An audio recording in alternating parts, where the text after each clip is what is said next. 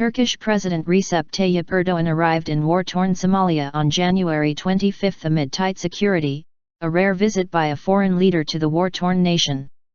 Hundreds of soldiers and police officers had shut down much of the capital's streets, where on January 22 5 people were killed in a suicide attack on a hotel housing the Turkish delegation in Mogadishu.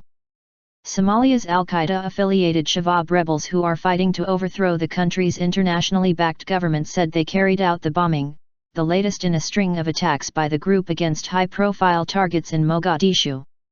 Erdoğan was welcomed at the new Turkish-renovated airport by his counterpart, Somali President Hassan Sheik Mohamud.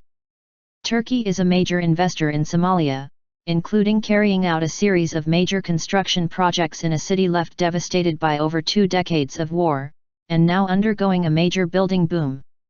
Erdoğan last visited Mogadishu in 2013 as the then Prime Minister, the second major leader to visit the city in years, a few months after Uganda's Yoweri Museveni.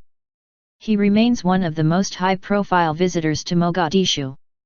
Erdoğan had originally planned to visit Mogadishu on Friday, but postponed the trip to attend the funeral of Saudi Arabia's King Abdullah. The visit to Somalia ends Erdoğan's Horn of Africa tour, which has included visits to Ethiopia and Djibouti, a key port on the Gulf of Aden and the entrance to the Red Sea. Both countries contribute troops to the more than 20,000-strong African Union force in Somalia, which is battling the Shabab.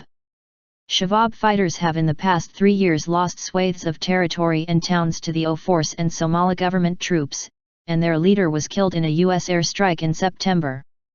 But they still remain a potent threat.